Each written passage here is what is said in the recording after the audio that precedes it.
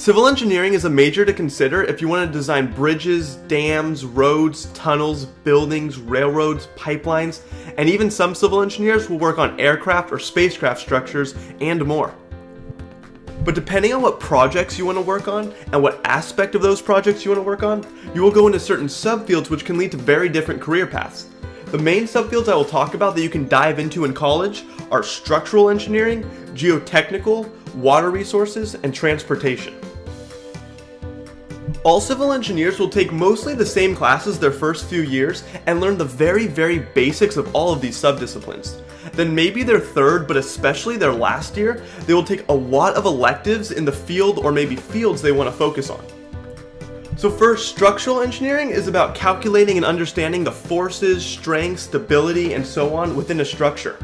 It could be a bridge, a skyscraper, a landmark, or even a spacecraft or aircraft.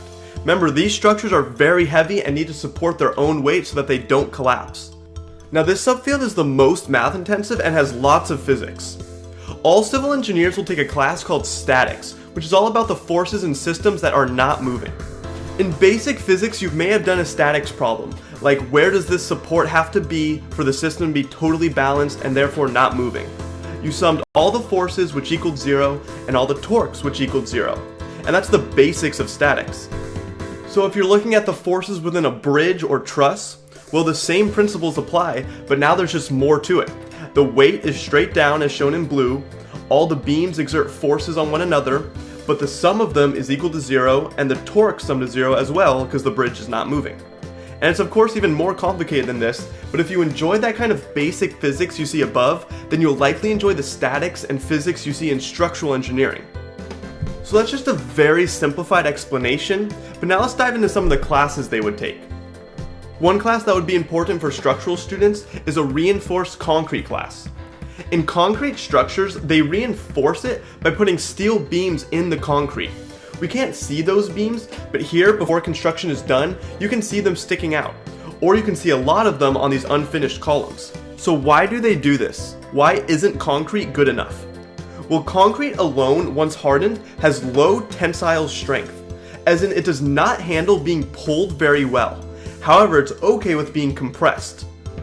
But to counteract that low tensile strength, they add steel beams and pour wet concrete, which hardens around them, and then those steel beams have high tensile strength to counteract those types of forces on the structure. So in a lab for this class, you might build the rebar, or the steel reinforcing rods, pour the wet concrete onto them, then once it dries, use a machine that holds the beam on both sides, then apply forces in the middle and keep increasing the force until the beam breaks or cracks and starts falling apart. That force being applied is sent to a computer that tells us the loading on the beam so we can collect the data and get the properties that we need. You could take structural dynamics as an elective class. Dynamics is about moving systems, unlike statics. So this is one of the few classes where motion is included. So whether it's wind or an earthquake that shakes a building, you need to know how that motion will impact the structure itself and all the forces within it. I've shown this animation before, but mostly for mechanical engineers as it's a vibrating system that they could analyze, but civil engineers could get into this as well. They have to make sure their designs can stand up against any type of movement the structure may be subject to. You could take an elective class on seismic analysis, which is specifically about calculating the responses of a structure to an earthquake, or one on bridge engineering, which would be a class on highway bridges, materials used, distribution of loads, and how forces are spread throughout the structure, and so on.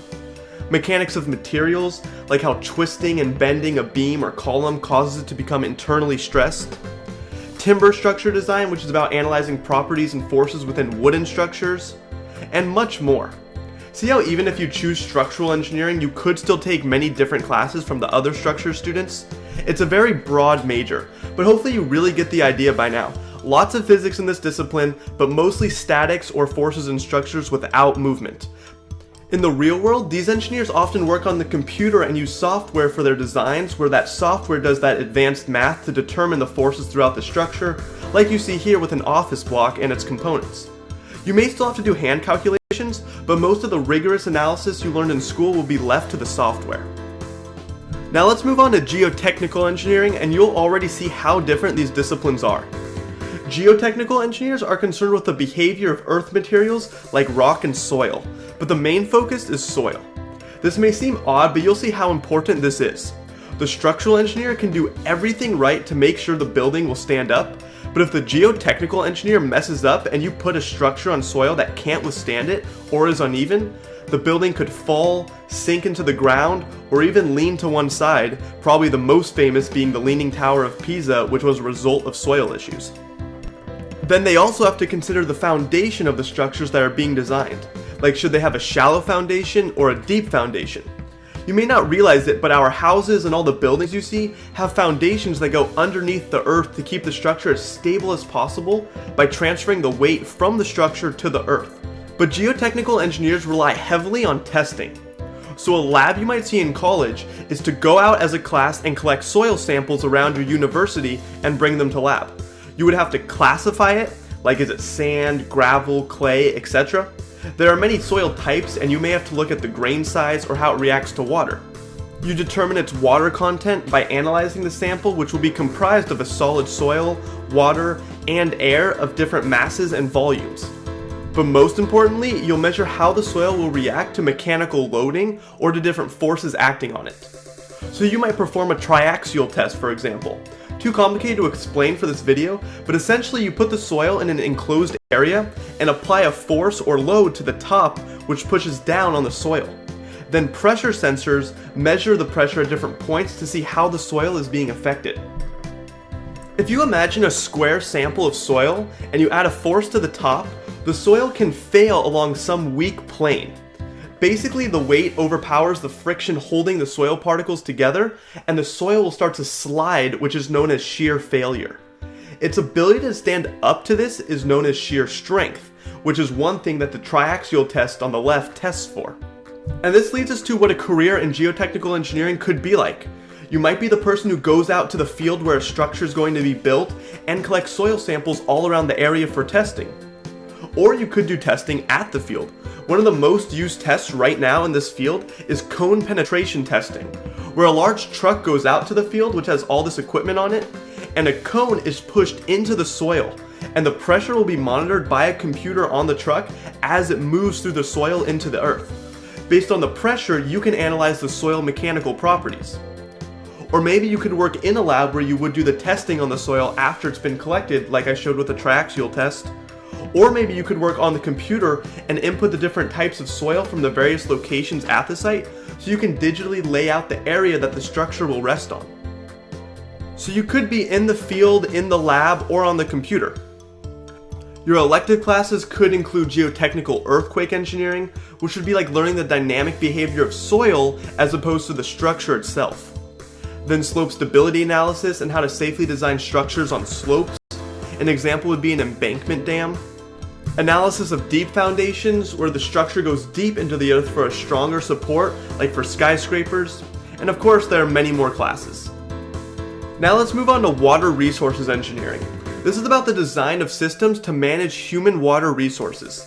They could work on a water treatment facility, designing dams, pipelines, channels, canals, and so on. Maybe you have to design a storm drain system in the event of a large storm. Where is all the water going to go, and how will you get it to the ocean efficiently? Or you could design a canal, which is an artificial waterway to transport water for irrigation, or can be used for ships and boats.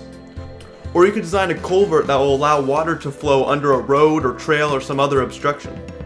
Elective classes you could take include coastal hydraulics, where you learn about ocean wave propagation, submerged pipelines, seawalls to protect human habitation, and so on. Or open channel hydraulics, which is about fluid flow in an open channel as opposed to a closed channel or pipeline. And last is transportation engineering. This is about safe and efficient movement of goods and people. These are the engineers who design streets, roads, highways, railroads, public transportation systems, and even airports. So maybe this engineer has to look at the kind of demand from a new development, whether it's a new stadium in your city, all the way to a new grocery store in a new location. This is going to cause new types of traffic throughout the area.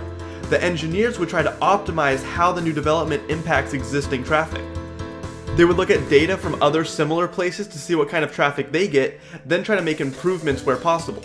It could be simple like adding a bus stop in the nearby area, all the way to expanding the roadway to allow for more traffic. They could work on the geometrics of the roadway, such as what radius of curvature does an off-ramp have to be for a car going 55 miles per hour so the tires won't slip. Or if they're going up an incline, the driver needs to see far enough ahead of them to stop if there's a sudden obstacle. Or what do the cross sections of a freeway need to be for the lanes and the shoulders to accommodate the amount of traffic that's expected?